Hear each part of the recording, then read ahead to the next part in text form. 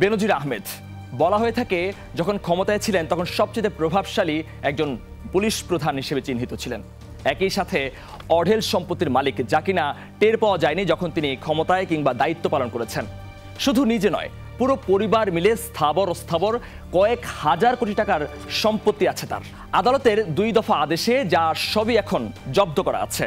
না পারবেন ব্যাংকের একটি টাকাও তুলতে, না পারবেন স্থাবর সম্পত্তি বিক্রি করে দিতে। তাহলে কি 1 টাকাও ব্যাংক থেকে তুলতে পারবেন না বেনজির? এই প্রশ্ন এখন জনমনে ঘুরপাক খাচ্ছে। সবশেষ আমার সাথে কথা হয় তার আইনজীবী শাহ মঞ্জুরুল হকের সাথে। ক্লায়েন্ট বেনজির আহমেদের সাথে যোগাযোগ না হওয়ায় পরবর্তী আইনি পদক্ষেপ নিয়ে সিদ্ধান্ত নিতে পারছেন না তিনি। তবে জীবিকা ও ব্যবসা পরিচালনার জন্য হাইকোর্টে রিট করে কিছু অ্যাকাউন্ট খোলার আবেদনের প্রস্তুতি আছে তার আইনজীবীর। বেনজির আহমেদের এত সম্পত্তির মধ্যে কোথায় কত আছে তার একটা নমুনা আমরা দেখতে চাই।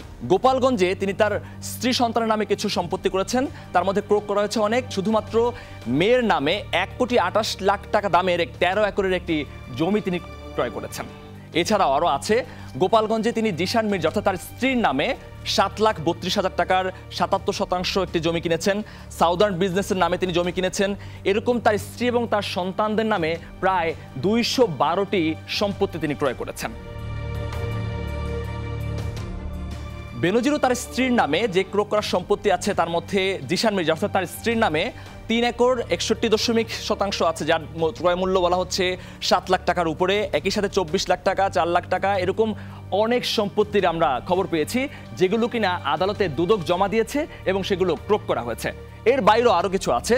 সাভানা ফার্মের যে কথা বলা হচ্ছে, বহুল আলোচিত যে তথ্যগুলো উঠে এসেছে, যে ফুটেজ আমরা ইতিমধ্যে দেখতে পাচ্ছি, সেখানে 3 একর 81% জমি, একই সাথে 38.55%, 15%, 80%, 7 একর, এরকম অনেক সম্পদের ফিরিস্তি উঠে এসেছে, যেখানে বলা হচ্ছে 3 লাখ, 1 লাখ, 7 লাখ, 68 লাখ টাকা, অর্থাৎ এরকম কয়েক লাখ মিলে যেগুলো কোটি টাকা রূপান্তরে এবং পরবর্তীতে হাজার কোটি টাকায় রূপ নিয়েছে।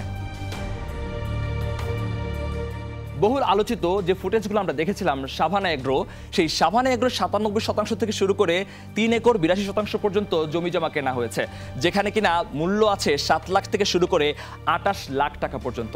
এরকম বেশ কয়েকটি প্রজেক্ট আছে বেনজির আহমেদ ও তার পরিবারের নামে।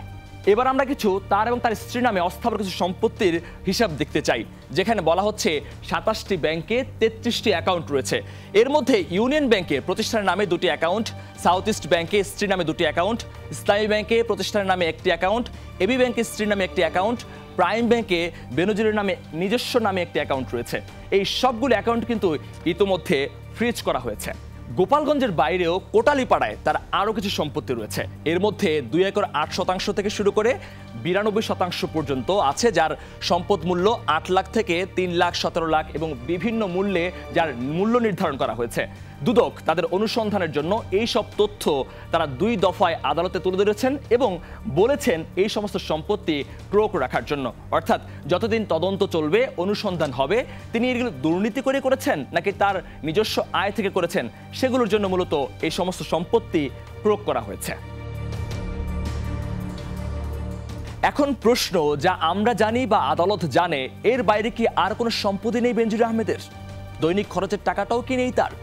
বিদেশে কি আর কোনো সম্পদ আছে?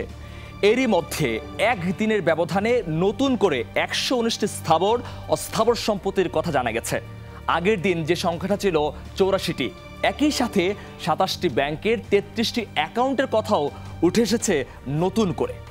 বেনজির এতটাই সম্পদ বাড়িয়েছেন যে একদিনে গুলশানের 4টি ফ্ল্যাট কিনেছিলেন তিনি। এতক্ষণ জুড়ে যার কথা বললাম সেই বেনজির আহমেদ, তিনি এখন কোথায়? বিদেশেও পাড়ি দেননি, ঢাকার বাসায় তাকে পাওয়া যায়নি, গোপালগঞ্জে আছে কিনা সে তথ্য জানা নেই। এরই মধ্যে দুদকের আবেদনে আসতে পারে তার বিদেশ গমনে নিষেধাজ্ঞা। এখন কি করবেন সাবেক আইজিপি বেনজির আহমেদ?